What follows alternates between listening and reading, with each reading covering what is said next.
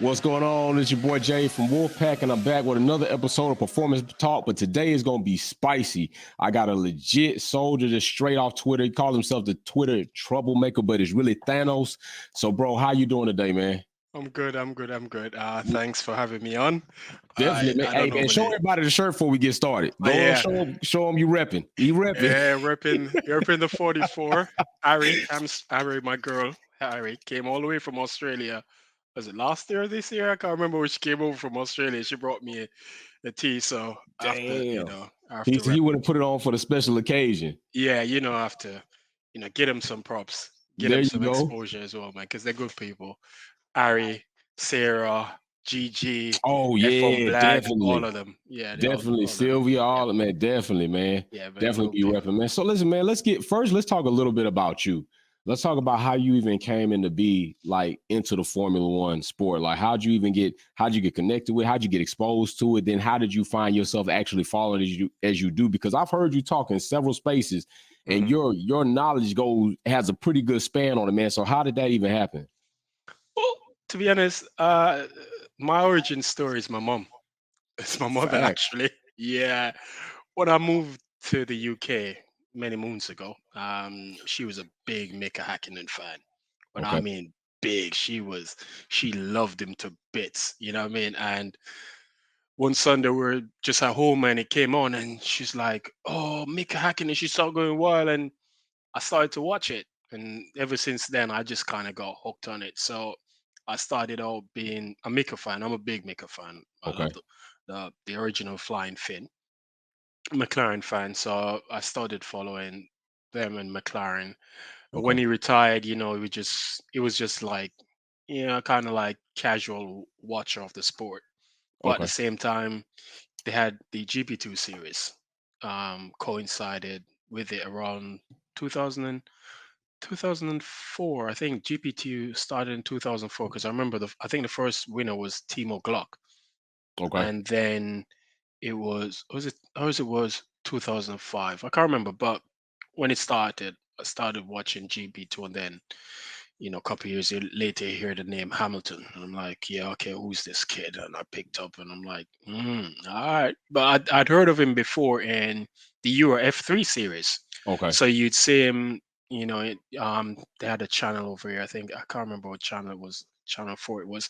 They used to late night. They'd show you some clips of motorsports, and they'd show you the Euro F3 series and so on.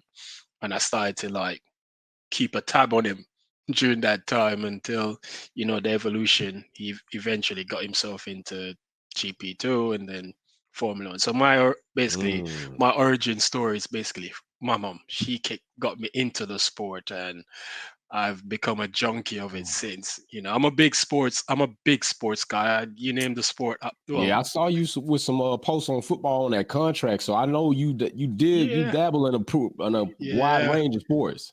yeah. I keep it flexible. You Fla- know what I mean? But F1 is more my sport because I actually played as a kid. I played football, American okay, soccer. okay. But then when I got older, I played basketball for. I played semi-pro basketball for a bit. Then I did Did my you play knee, and against Giannis? no, no, no. Sorry, Giannis would kill me, man.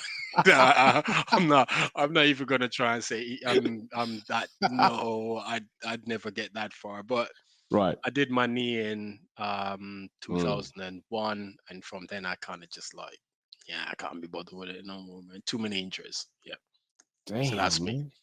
So okay, top three drivers all time to you since you start back that far. What are your top three? It don't have to be in no order. Just like if somebody said, "Hey, what are your favorite type three drivers?" Uh, it's definitely, obviously, Hamilton, hashtag 44. 44. Right Number one, in there. Mika. Can't leave the Finn out because Mika got me into Got this. you into it. So Oh, who's that third third, spot go to, man? That's rough. third. That's a tough. I never saw Senna race, so I can never profess. That's why I Okay. try and stay out the argument of talking about Senna per se. You know what I mean? Because I've never really seen him race. So in terms of people who I've seen race, Right. um, as much as he's a miserable SOB, Kimmy. Kimmy. Who because I was thinking you would say that. Okay. Kimi has the McLaren link, and I mean, I Okay. when Mickey left, he took over for Mickey at McLaren. He came in, Okay. and he had it.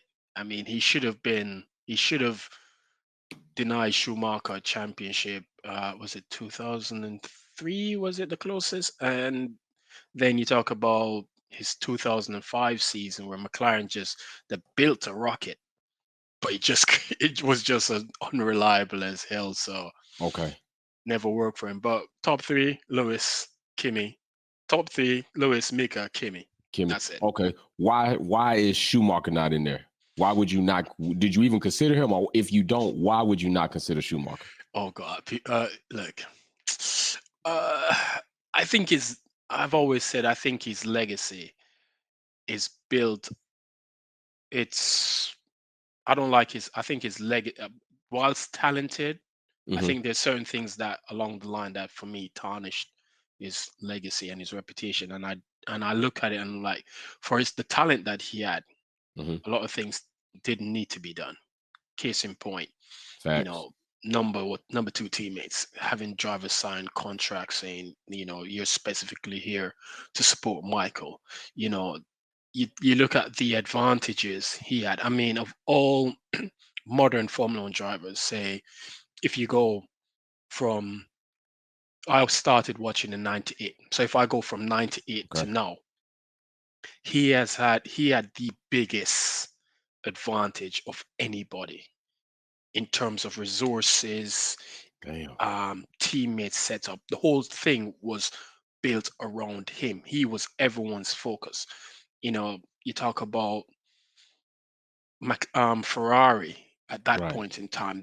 Ferrari was like they carried the power. They had the power in the sport. They could get things done. I remember I can't remember the year it was where the McLaren Mercedes had their engine block they used some special material to make the engine block, Right. and it gave them an advantage because it was lighter. So it not so it and it gave them a kind of a power advantage as well. And Ferrari lodged a complaint about it, and the FIA basically said, "Yeah, you're gonna have to change the engine block." And I think that's where the comes from now, whereby the modern engine blocks they can't be made of any exotic materials. I think Right. it has to be aluminum. I think that's what they use. I'm not 100% sure if it's. I think it's aluminum blocks they use now. So I Okay. think it stems from that. And he had the ability to test 7 days a week. Ferrari had like Man, three test teams. You know what I mean? that's a He had fact. Bridgestone, whilst Bridgestone supplied tires to other teams, they got their he got a specific tire for himself that they built just for him. There's Mm. a famous story from Eddie Jordan who talked about it that the first time they were given one of the tires that Michael used.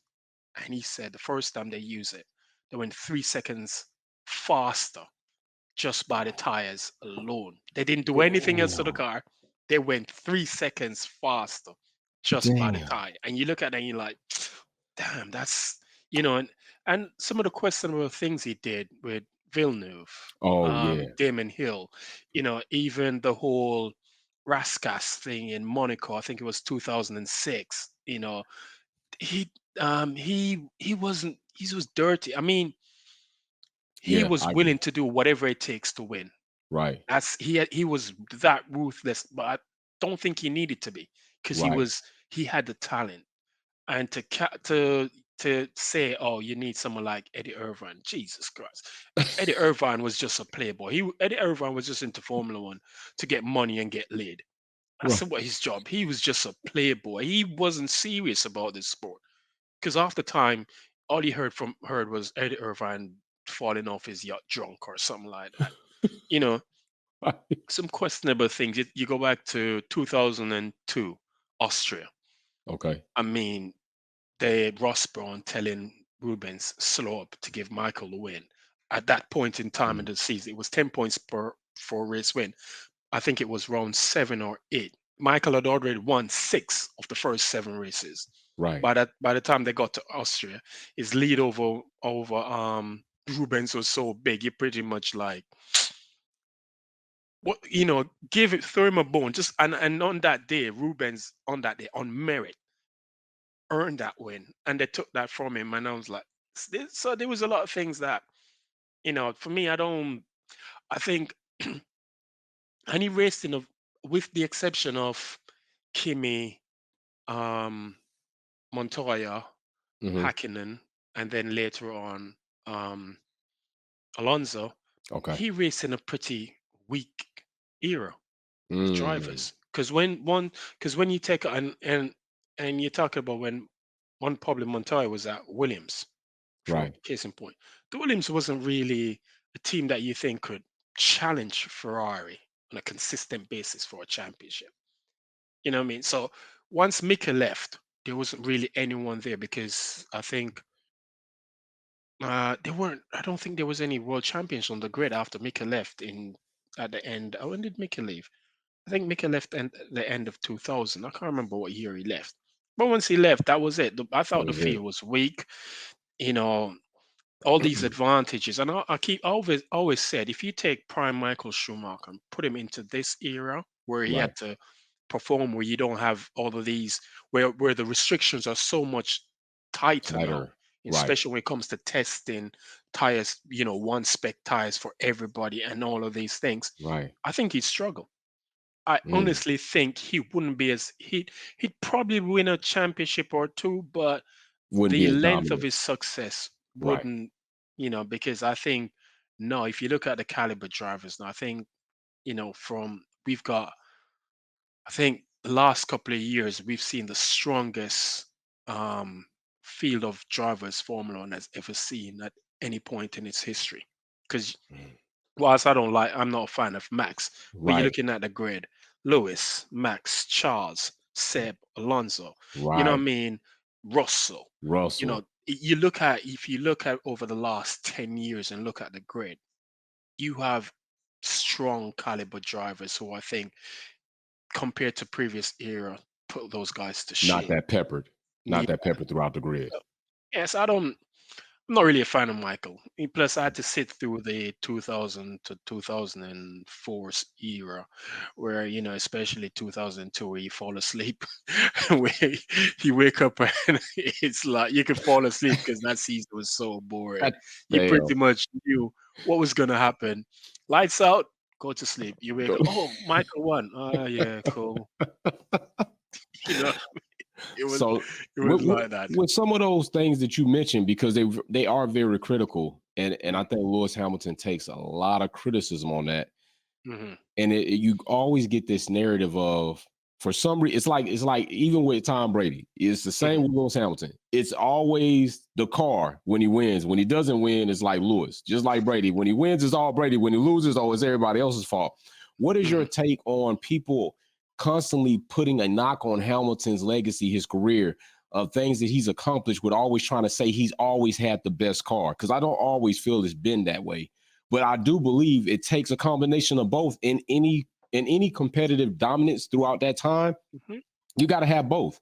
Yeah. I think you got to have both. I think you put a great driver in a subpar car, you're going to get decent outcome. You could have put a great driver in a rocket, you're going to get great outcome. So, Mhm. what's your take on that?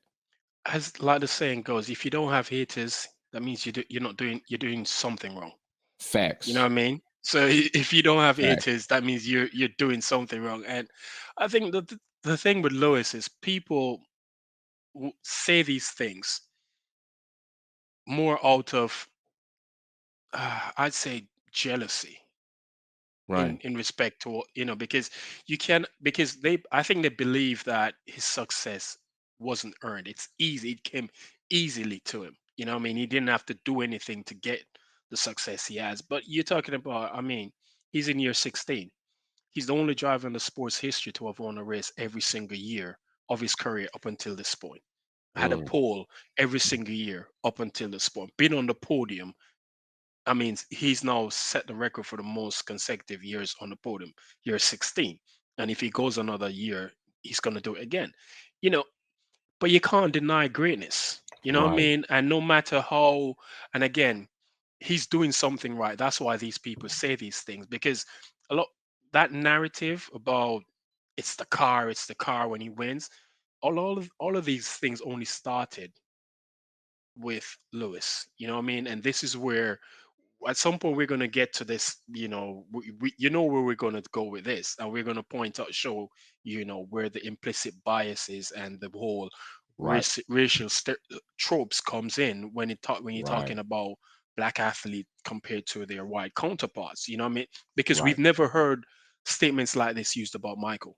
We That's never what my heard next point was going to be. Yep. Yeah, we never heard statements like this used about Alonso Right. or any other champ. Yeah, Sinner. we've heard it about Seb, in the sense that they say Seb is a new emergent. Well, Seb still had to get the job done.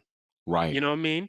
And you can't win if you could put, because the idea that you could put anybody in a Mercedes in the WA11 and they would have won the championship isn't actually true, because you realize, especially when you look at someone like Carlos Sainz now, for case in point, Hmm. when you Ooh. put certain drivers in top teams in a competitive car, then you start realizing, actually, you start seeing the flaws, because Right. the difference, I've always said, the difference between the ordinary and the great is not a chasm. It's not the Grand Canyon sort of chasm. It's like this. It's that 1%. Margin. It's that the margin isn't. It's that just that 1% where the greats can find that on a consistent basis. They just have that innate ability to get it done on a Right. consistent basis. They just have it. And that's where the difference is.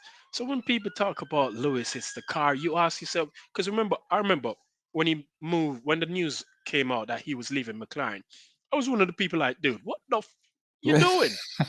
I was, no lie, I was literally pissed. And my brother went to me, you know what, bro? I think the move is a good move. And Okay. I'm like, why? And he's like, yo, the man's been at McLaren for how many years? He has one championship. McLaren don't look like they're going anywhere. They've just been, and it's just the same Stagnant. nonsense with McLaren over the last couple of years. And look at how the 2012 season was panning out for him. And I was like, I was like, you know what? You're probably right. And I kind of like, all right, let me get on board with this and let me see what's Okay. going on. Let me see what's going to happen with this. And everybody said he was making the worst mistake of his life. People said Joe Saywood, for example, wrote up that he doesn't know anything about Formula One and all sort of things, and he's only doing it for the money, but and saying like, at least if he doesn't win, he can say, yeah, his bank account's bigger. And at the Right. time, I think I can't remember who his management agency was. I think it was Simon Cole. I can't remember the name at a management agency, and he was managing, and he's saying like, yeah, at least they'll make some money off him. And I'm like, there was a lot of disparaging Damn. comments from people, even Martin Brundle himself. Basically, you know what I mean? A lot of people said some really foul shit at the Right. time, me included, because I was pissed, because I Yeah, was you like, was pissed dude, about it. you're going to Mercedes, you're stepping down. You know what I mean? You're coming from a race winning car to a team that only won one race since they returned to the sport as a full Right. manufacturer in 2010. You know what I mean? And I was like, yo, that. But the man he believed in himself, and he believed in the people, and he's not reaping that reward. So to turn around and say, you know, it's the car, but you also have to ask yourself, the car didn't just magically appear out of nowhere. True. He had to work with these guys. He had to work with everyone within Mercedes, to build something together. You know what I Right. mean? You listen, there's an interview with James Allison, Hmm.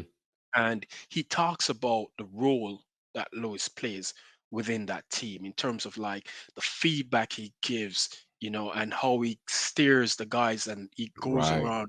You can see it That's sometimes. Yeah, that's the sort of attitude, which again, despite, even though I'm not really the biggest Michael Schumacher fan, but Right. you have to look at that as well. That's what Michael did. He helped to galvanize a team. Granted, he took all of the people who was at Benetton with him over to Ferrari. Ferrari, You know what I right? mean? Unlike Lewis, who Lewis just went, I'm going on my own. Mm-hmm. I'm going on my own. Let's see what I can do. And he talked about himself. He said for him the challenge was he wanted to go somewhere to see if he could actually help that team become successful. So now he's successful. People begrudge him of that success. You Right, can't really begrudge him because he took an opportunity. He could have, it would have, it could have failed miserably.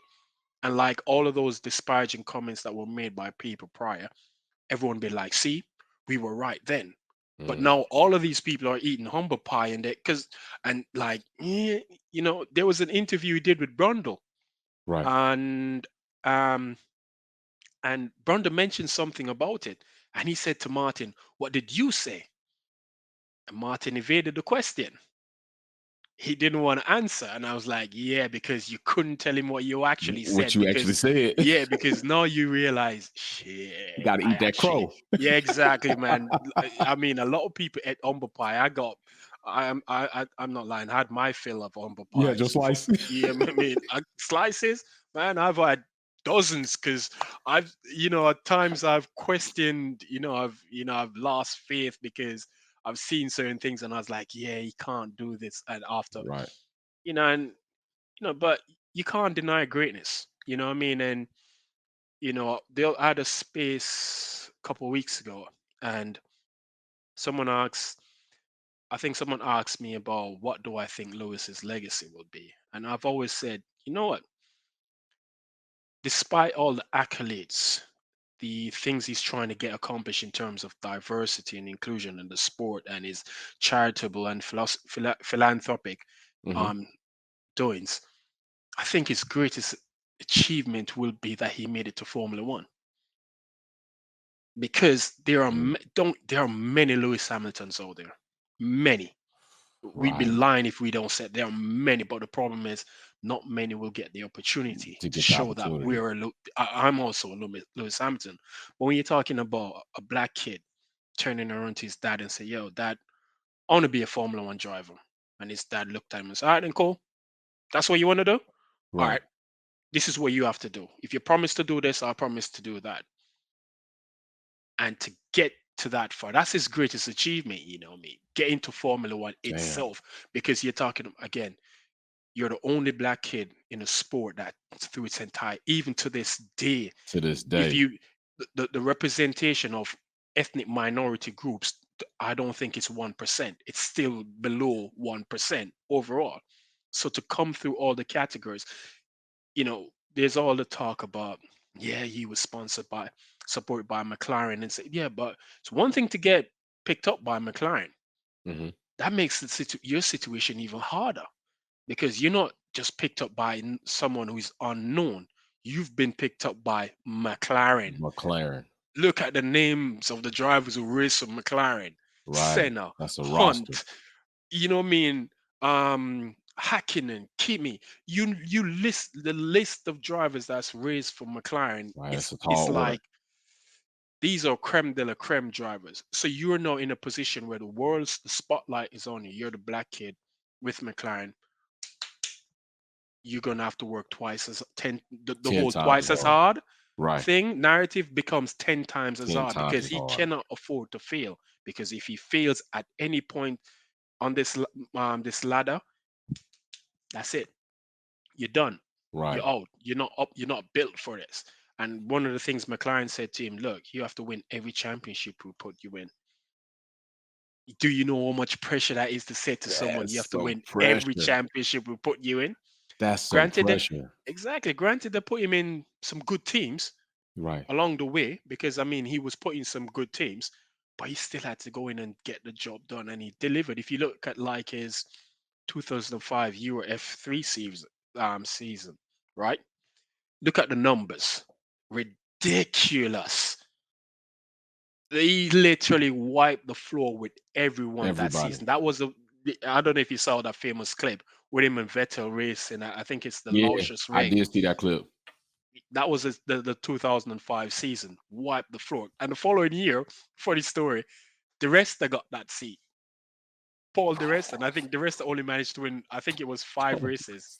I think he won. I'm trying to remember if he won only 3 or 5 races that season in I, the same car that basically decimated the field the prior year. So right there there you and then you go. saw the golfing talent. Right. You know what I mean? So put that pressure on a kid from the age of, because he signed to McLaren when he was what, 12. So to put that pressure on a 12-year-old, saying wherever we put you, you're gonna have to succeed, and if you fail, you know what I mean? And he Hit the did it. road. He did it. So He that did for that. me, I think is that's his biggest legacy. You made it to a sport that historically shuts people like you out. Right. Closes the door. It's not like tennis. It's not like golf where you can walk into a sports store and pick up some golf clubs, a tennis racket or some and go somewhere and do Right. all that.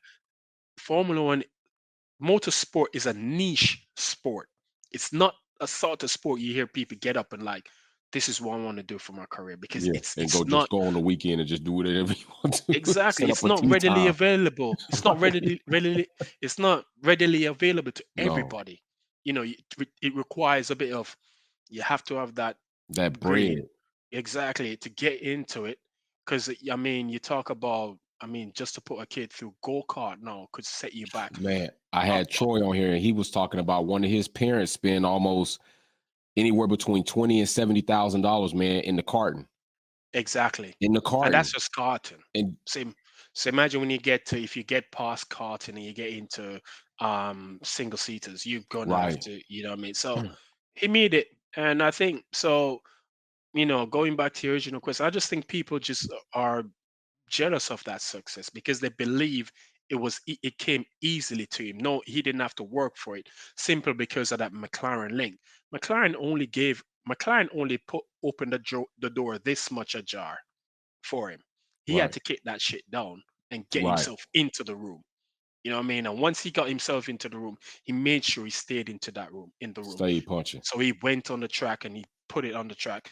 You can't deny it. You can't deny it. The guy, look at his teammates. Name a driver, another driver who has had a roster of teammates throughout the entire career. I mean, the weakest teammate he's ever had was Heikki Kovalainen. That's his weakest teammate. You talk. That's Do crazy. you know how When much you think when rookie? you think about that, that's crazy. Do you know how much rookie would have folded having a two-time world champion as a teammate? Damn. Look, think about that. Ooh, think Your about that. teammate was Fernando Alonso, the two-time world champion. You Think about basically that. walked in and you said, "Look, I ain't scared of you. Bring Right. it. Let's go. You want you're the two-time world champion. You're the one you're gonna have to defend. You're gonna have to, I have nothing to lose. I have no Right. reputation. You are the one who's the champion, so your reputation is on the line. Let's go." Let's go. And as something he has always said, look, all I want is give us equal equipment. Okay. No, bias towards anyone. Equal equipment. Let's go out and do it on the track.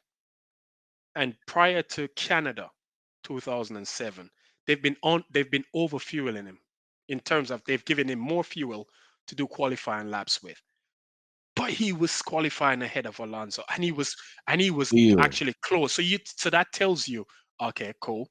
Canada was the first time they actually said, okay, equal fuel, and he went out and he spanked him, and that got Alonso a bit heated because that was the first time in his career in Formula One he went into a situation whereby you're not the apple of our eye. Right. You're We're not the gonna number one. exactly. We've got two apples now. We're looking at both apples, not just right. you. Sorry, mate. Let's go. And he didn't know how to deal with that You're gonna have to situation. fight for this job for this one. Exactly. And I mean, you're paying him what, 20 million. Alonso, did you know Alonso signed for McLaren in 2005? Mhm. After he won his first championship in 2005, the December, it was announced that he had signed to drive for McLaren in 2007. And so he went into the 2006 season. Normally, you'd expect someone would sign for another team in the final year of their contract. He signed Right. a year before his contract Before his ended contract was up. and, won his champion because he was Briatore's boy. Briatore made sure everything was, was again, good. like that whole Schumacher thing. Right. It's You're the all gonna be set up focus. for you. exactly. So people All talk right. shit about Lewis, but half the time you just kind of like have to laugh because you like you can't whatever you say. You said he can't do this, he can't do that. It's the car. Car don't drive itself. I Thank guarantee if you God put, damn, thank you. I mean, I guarantee if you put Mick Schumacher in the W11, he wouldn't have achieved the same results as Lewis. He'd probably lose the championship to Bottas, or they'd probably lose it to Max. Right. So the idea that it's the car and anybody, it's just nonsense. And I think it's a narrative that only came became more pronounced when As the it's success only built. this. It's only you only hear that with Lewis. You don't hear that with Max Right. now. You don't man, I keep trying like y'all act like Max is in a shit box or something. Like y'all don't use this same. I don't even really. I tell people it's not. You shouldn't even be comparing the two. But I feel like people are such in a rush to try to replace that face of success with somebody. I tell people all the time he ain't even done as much as Seb did at Red Bull yet.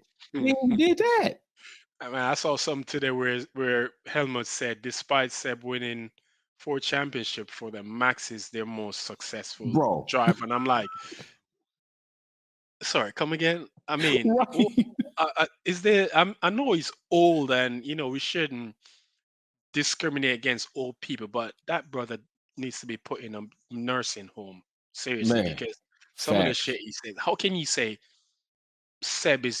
Max is your most successful? Seb won you 4 chips in a row. 4 back to back, Do you know how hard it is to win 4 championships in back a to row back, bro. in a sport in a sport that requires is a mechanical sport? Four Right, in a row he did. The only quadruple. prior to that, the only person who's ever done that was Michael. Thank you. So how you gonna say he's not your most Max is your most? So look, as good as Max is, I think Max has it cushy in Red Yes, Bull. You know what I mean? Him and right. Seb had it cushy at Red Bull because who was Seb's teammate? Weber for 4 years. Weber was the washed up journeyman. Nobody wants to admit that Weber was washed up. He was a journeyman on his way out, and he just fortunate to land in Red Bull. And he kept the environment, Hmm. comfortable. So why move him? Because remember, Lewis wanted to join Red Bull in, I think it was in Canada 2011. He went. There was it was seeing him coming out of the Red Bull hospitality suite, Hmm. and Ted reported that he actually went in, to talk to them to see if they would sign him for 2012. Even Christian said it, and they said no, the environment. They didn't want to disrupt the atmosphere and the environment for Seb, so they thought better of it. And there's this whole story now, Christian and Helmut talking about, they told Nicky that they should sign Lewis because they wanted to weaken McLaren, not knowing they Right. just actually gave Mercedes their Mercedes. biggest weapon. Right. The key. That's what Mercedes wanted. That was the key. That was the final piece of the Mercedes puzzle. Right. And now the rest is history. So look, as good as Max is, Max needs to do more for me to turn around and put him amongst the Max doesn't even make the top 10 Oh of greats. He no, does. He's not even ahead of right. He's not ahead of Seb, and he's not not ahead ahead of of Alonso. Lonzo. I don't know which rankings you're gonna rank and put Max ahead of Seb and Alonso. You'd be nuts to do that. Right, but they calling it. They call it. I tell people all the time. I don't hate on Max. True enough, I I don't don't. like his character. All I right, now I don't. had him as my number two before, like as far as building, like the coming into that class. Yeah. But I feel like this, man. Like, where the hell do people get off saying like Max is great? I don't understand. Like, how do you title Max great when you clearly look at Seb's report and Red Bull, but then you jump Seb to compare Max to Lewis Hamilton, who's done far shit ton more. Where do people get off just trying to like? Where do you think this shit's coming from? I know where I think it's coming from. Where do you think it comes from? Max is the great white hope. Let's just cut to the chase. It's they want someone to, because remember when Seb went to Ferrari, right? Seb was the man who was meant to win 7 championships. He was the man who was supposed to, you know, surpass Michael's records. when he went to Ferrari, he was seen as the second coming. And Seb's getting punished because he failed to beat Lewis Mm. in that Ferrari, in that Mercedes. He fails. So Max is now the next one they're propping up. So Max is there to, you know, take that mantle away from Lewis. So they'll continue to put him on this, equal footing as. And I'm like, yo, you cannot put Max and Lewis on the same footing. They're not. Not at They're not all. in the same. Lewis is tier 1. Everybody else is tier 3. That's Right. how I see it right now. When you look in terms of ranking, Right. Lewis is here. Everybody else is just like 2 steps below him. He's in a category by himself. But they Right. use the Max thing because and they'd never do that if it was Michael. Facts. You'd never hear someone, because during Michael's greatness, right? No one ever said would ever put Alonso on the same level and said Sentence. Alonso and Right. Michael are equally the best. Sorry, what? Right. It's getting Are checked you automatically. what? Are you crazy? You kid, that's blasphemy. That's damn downright disrespectful. So are you gonna put Max on the same level as Lewis? Come Right. on, come Right. on. Man. So with right now, the people seem to think, and I don't say they're wrong. I Hmm. just say we'll see. Max's youth is on his side, but I always say I don't just look at the youth, right? I look at which checkpoint, if he's at the same checkpoint as these other greats, where is his stats? Where are his accomplishments?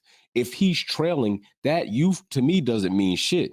Alonso right now has what, the longest career in Formula One? Has he accomplished as much as Lewis Hamilton? No. Hmm. So I don't think that the youth shit guarantees that people feel like Max is about.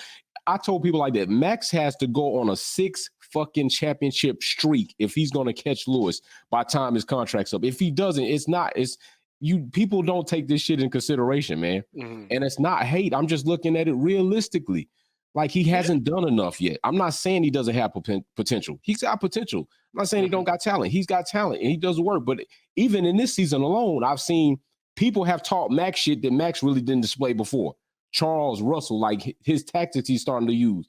I don't I agree saw with that. s- I saw someone put a tweet the other day that when you look at it, Max doesn't know to to overtake, doesn't know to race. He only knows one way of racing, and he's just not known for DRS passes, and that's about Forcing your ass off the track. forcing you off the track, and that's about it. Look, the whole Max youth thing, I laugh at that because I've repeatedly said I think Max is going to retire by the time he's 30. Mm, He's going to get burnt out because yeah, coming in as a 17-year-old, whilst it's good and everything, it's not like we've seen in other sports where athletes started at a very young age and then they get right. burnt out. If you look at someone like, I'm going in my bag now, Jennifer Capriati. Because Shit, remember, Jennifer Capriati, when she started tennis, she was young and bro. she got burnt out. The lifestyle of Right. tennis burnt her out. She started Early. drinking, partying, and Right. she burnt. And I'm not saying that's what Max is doing, but Right. Just saying that he's that's the yeah. So he spent most of his you know life. He's not. I just see he's gonna be burnt out by the time he gets to 30. He's just gonna like, look, I've been doing it since I was 17 years old. right. I think it's enough. And I heard him say something the other day that it's possibly he could retire by the time he's 20, by the time he gets to 2028. If you work that Right. out, that's what 2028. That's what I heard. that's what 6 years from now. He's Yep. currently what, 24? Yeah. So that puts him out. That's what I was telling people. That put him Puts out him at right in the 30. ballpark. So by Right. the time he's 30, he could be like, yo, I've had enough. I'm done. I'm done. Move on. You know what I mean? Because what more would what more would he need to do? Because you're talking about, especially when you have, well, I don't really see that much talents in the lower categories, but when you're talking about, he has the likes of Charles, George, who's going to be on his tail during that period of time. Facts. We don't know how Landers Yeah. snookered himself into McLaren like an idiot. But Right. I see him retire. But look, Max Max is a talented driver. As much as I dislike him, I'm never gonna say, Right. yo, he's not good. He's good. You know what I mean? If you give him the equipment and you put him in a situation, he's gonna get the job done. Facts. But it's too early to be saying, he's up there with the greats. And then talking about his youth. I don't give a damn about his youth. I don't give a damn how young he is or how old he is. I want to see the numbers. Numbers talks. Numbers talk. Everything else walks. If you don't have the numbers to back this up, don't put him on. Don't talk about, oh, he's like, look. No, you're not, dude. No. Max has never endured a season like 2009 for Lewis. He has never endured a 2011 season. Even during those difficult years, Lewis was still putting in performances. You know what I mean? Consistently. I Right. don't. And as going back, so as I said, if this was Michael, we'd never hear anyone say None of that. put Max and Michael on the same plateau, same cat level. Like, dude, that's disrespectful. So why are you going to disrespect Lewis? But when Right. you look at it, Lewis is probably the most disrespected world Oh, champion Formula One has ever had. yeah, I believe I believe Yet, that. yet he's their biggest ever star. Nobody wants to admit the fact that he's the best thing that's ever happened to Happened to Formula One. Formula One. Everyone, oh, Senna. No, dude. None of these guys, Senna appealed to the Latin Brazilian Community. community. Right. You know what I mean? Michael, European based. Right. Lewis, Lewis is the biggest global superstar Formula One Bro. has ever. You don't need to say he's known by people who don't know the sport. That's where you judge. That's where That reach, you bro. He's got that reach. reach. Exactly. So you're talking about someone's talking about one of my space, someone talking about America, Max. I'm like, Max isn't marketable. No. Who are you gonna sell him to? The only Right. people you can sell Max to is Middle Europeans, Right. white Europeans. That's the only person people you can That's sell it. Max. He's not marketable. He has Mm-mm. nothing appealing about him that you can look at and talk about his story and say, yeah, you know what? Oh I can. yeah. We can pitch that. You know what I mean? I can hold on to that story. There's something in that story that you know, appeals to Resonates with us. me. Like, Yeah, not even just me. It just appeals. His story is just like it's so compelling. You can latch on to it. There's nothing interesting about mm, Max. He's blander than vanilla ice cream. You know what I mean? right. He's black. There's nothing That's appealing about facts him. though. That is facts. And nobody wants to talk. Nobody wants to admit that. If you say that, they talk about, oh, but Red Bull signed. Why did Red Bull sign $500 million contract with Oracle? I'm like, that's not because of Max and market. That's not marketability. That's about brand exposure. There you Red go. Bull can give them a platform where they can, and Red Bull say, well, we can provide you with this platform. Right. Obviously, they presented them with something and said, look, this is how much m- coming with us, how much it could worth to your company. That's not because of Max. Right. It's a different thing. Max is not marketable. You can't sell him to nobody. So when we you hear people say Lewis is bigger than Formula One, it's because Lewis doesn't need Formula One. That's a fact. Formula One I've needs said him. that. Lewis can go like fuck it. Right now, Lewis is at a point where he can just basically, if he feels like it, he can tell the whole sport, fuck it. Fuck I'm off. done. And just he can just go out there and just be like, okay, if that's how you're being, I'm gonna be a bitch. I'm just Right. gonna start being a bitch because what can you do for me? What can Formula One do for me right now? Absolutely nothing. I'm out. Nothing. This sport relies on him in terms of its exposure.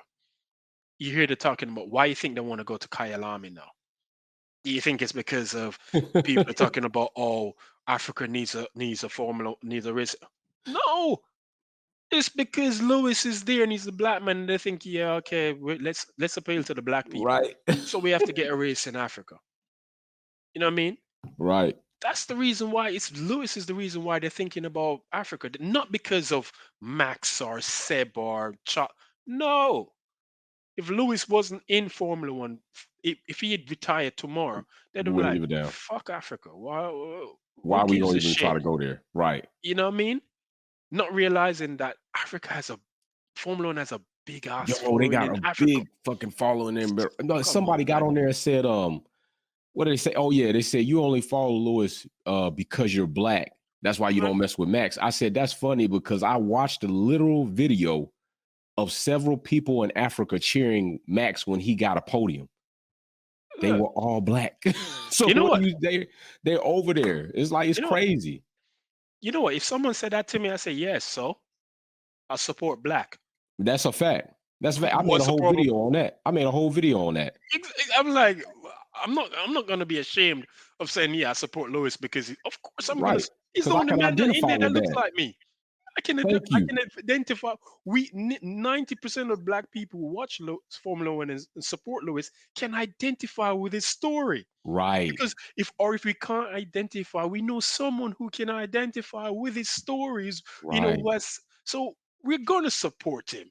But they want to Wow, make you feel ashamed about it. They want to make you feel like, no, because you please. don't want me to associate myself with something that's great because you don't want people that look like me to feel To like I be could great. possibly be great.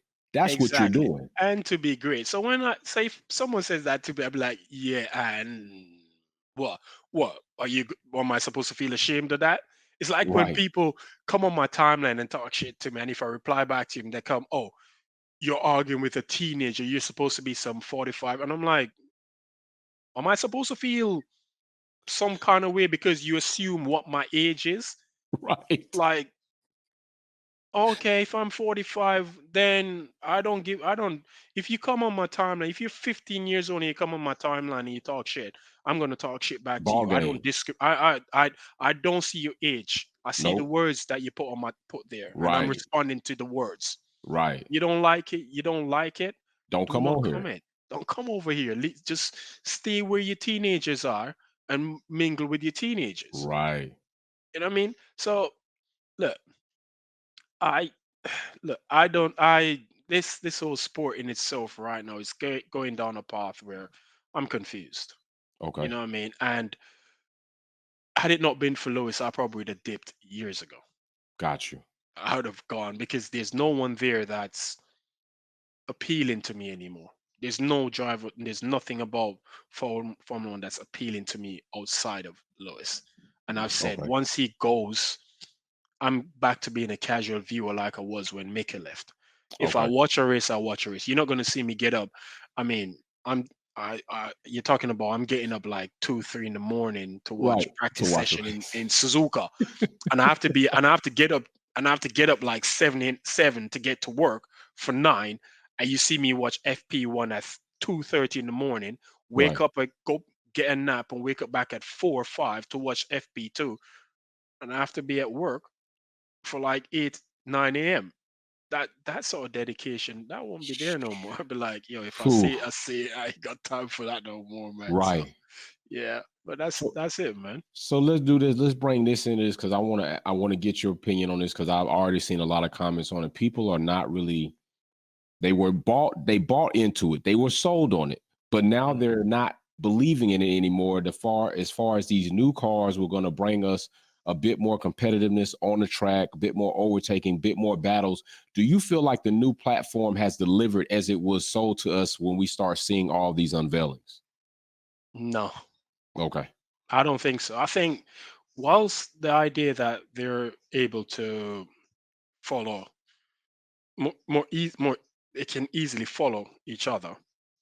Outside of that, I don't see that the racing isn't any different because you still rely on DRS to get DRS passes done. So nothing has really changed other than okay, the the dirty air hole thing that they is made cleaned such up. a problem. That's now kind of like out the window. But when you look at it, the only thing that's actually changed is the pecking order at the top. That's the only thing that's changed. Okay. Because if you look at the pecking order of the cars teams, it's still the same as it was the last couple of years. The top three are have a chasm between them Hmm. and the remaining 7 teams. Nothing has really changed. Just Mercedes, and Mercedes has swapped position with Red Bull. and Ferrari. That's it. I don't see Yeah. nothing different with the change. The cars don't look appealing. You know what I mean? They don't look aggressive. They just look big and cumbersome. And you're like, you know what I mean? And we went away from things like the W11, the RB17, the RB, and all of these cars to this. And I don't, I'm not fully sold on it. And now you're talking about, they're making changes now for next year in Yeah. regards to on the grounds of safety with the whole porpoising and thing. Which basically, when you look at it, they're actually going to make the cars slower next year. So they're going to be Oh, the cars are with these changes. It's potential that the cars are going to be slower than what they are this year, and these cars are already slower than what they were in right. last year. Previously, So yeah. I we're kind of like going backwards in that sense. But again, what they're talking about is they want to see on track action Right. because you have the odd races where you see some action and like, oh yeah, wonderful. I'm like, but you saw the same thing. If you go back to last year, you watch it, you saw the same thing. Right. Nothing was really different. The only thing's different this year is just we changed the pecking order has The pecking changed. order. I was at Silverstone and the cars I didn't really like feel like that energy from them. For I didn't real. yeah, I didn't get that energy from them like you'd normally get, you know, like like when you saw the W12. Yeah. As much as in the Yeah. earlier phase of the season, it was a bit temperamental, but you Right. got that But that thing, yeah. you got that feel from it. You look at it, even the Red Bull or the other cars, you look at them, you're like, yeah, these are like These Formula are One cars. machines. Granted, they're bigger than they're like boats, but these are machines that you like. You can feel that energy coming from. I didn't really feel it when I was at Silverstone. So Damn. I don't really like I don't really like them, to be honest. I didn't think they needed personally. I didn't think they needed to make the changes because what you find is it's if you leave rules in place Okay. for extended period of time, at some point the grid's going to close up. Close up. You know what I Right. mean? And if you look at the performance gap, especially if you look at last year, the grid was closing up. Teams Yes. were getting closer. Now it's widened again. Right. They put a It's gap gone in it. back. There's no a gap in performance between because Red Bull, still what if you look at Red Bull compared to Williams Whew. compared to last year, the gap is much bigger this year than it was last year. You know what I mean? So I thought they could have like if you look at, for instance, when they went to the new shape cars in 2017 or in 2019 when they got rid of all the fencing on the front wings and so on. If they Hmm. had left those regs in place up until this point, the grid would have been closed up and teams would have, yes, you'd have obviously you're going to have some adverse effect due to wake and all of these things. But again, it's Formula One.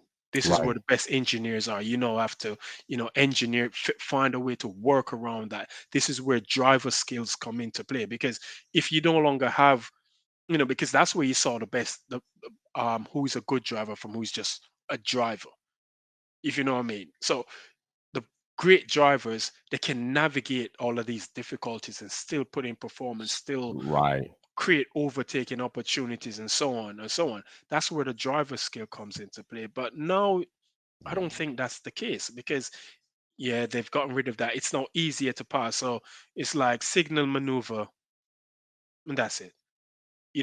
Occasionally you get the odd fight at the Yeah. front with the Red Bull Right. and the Ferrari, but I'm not sold as yet.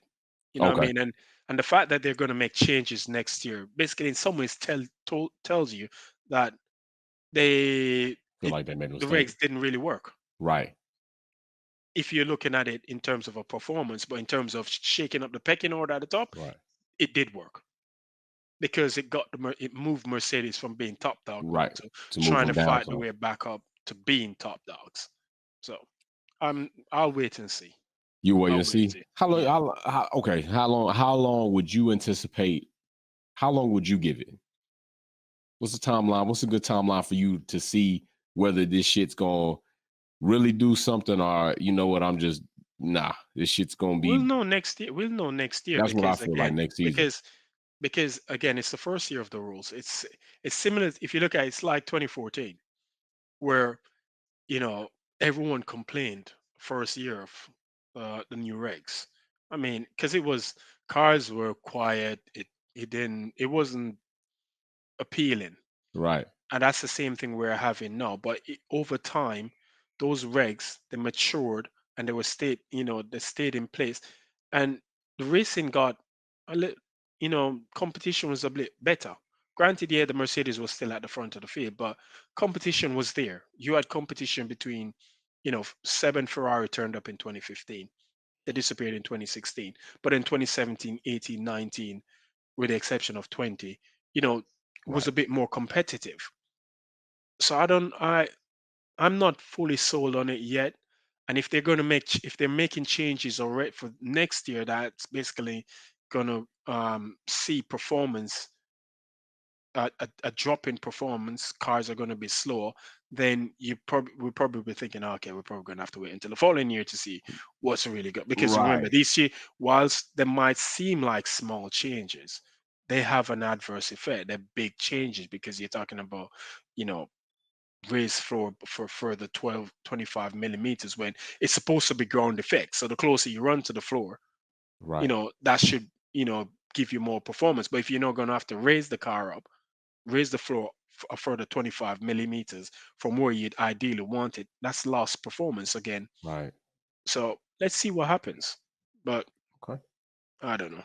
Hey, I don't so everybody, that is the great mind of Thanos. He has spoken. So man, listen, if you want to, man, I mean, you do run space. He does run a legit ass space. Like I'm not bullshitting y'all. Like I don't have no space game. Thanos got the space game locked down. You come to my space, shit, you gonna hear some crickets. You go to Thanos space, you liable to get your ass booted out because it be in there. So Thanos, man, let these people know where they can reach out you or follow you. You know what I'm saying? Go to Oh, your Twitter, whatever. Just give me your yeah. information, bro. Oh, you can find me on Twitter, Thanos 876. That's Thanos with a seven HANOS 876. I'm always on there talking shit. I tend to piss people off, but I think that's my calling card. I Good. don't intentionally piss people off. I just post my views and my opinions, and some people like it, some people don't. But it is what it is. I'm an acquired taste, but I'm a good taste. So if you want to follow me. And as I said, I do most race weekends. I run a space probably after qualifying. I'll probably do a space, and after the race, I'll do a space so everyone can come in and just we just chat about the race and you know vibe It's for a a good bit. time. Yeah, just vibe. You know what I mean? Because I actually I don't even know if I was the one who actually started this whole F1 spaces thing, but I think I actually started it. So might as well just carry on, man. Just carry on. Yeah, so Hey, that's so where you like can find me. Thanos said, he an acquired taste. Don't y'all forget, we do have the new bottle for the next Mercedes podium right here. So this will be the new bottle when Mercedes breaks that podium. This is the bottle we'll be Yeah, popping for the next episode. Hey, shouldn't that be? I mean, that's what Ace of Spades. yeah. Come on, man. That should be saved for the win, man. Not Hey not man, for a I podium, promised man. them that I will let them vote on it, and they voted for it. So it's gonna get expensive for me, probably. No telling what that Uh, bottle's gonna look like. This is the so bottle already after 5. Like, so okay then. So actually, so for the first win, you're gonna put up what's gonna be on the list? Henry the uh, Eighth. hey, it's gonna have to be something, man. Because I put 3 of them out there, and I let my members on the channel get to vote on it. Whatever they vote on, I gotta go get it. So I made that deal with them, man, just to have Henry some the Eighth. fun, man. Henry the Eighth. Make sure you have the Henry the Eighth. No, is I'm it all right. no Louis? What is it? What's Louis, it called? the Louis. Louis. Louis. The Okay, Louis. I'll write down Yeah. the Louis. See, Thanos making orders and shit now. You see, this pocket gonna get there. So, hey, yeah, I really appreciate y'all. I Yeah. will put Thanos' link to his Twitter to make it easier for you all to find in the Thanks, description. man. And like I always say, just build it. Peace. Be safe. Yeah, and go follow the 44. 44. The good people over there as well, man. All Roger right. that. Thanks for tuning in and watching another video here at Wolfpack Performance. Check out some of my other content on Formula One issues, our topics, and our DIY products on how to customize your vehicle. Don't forget to comment, like, share, and subscribe. See you soon.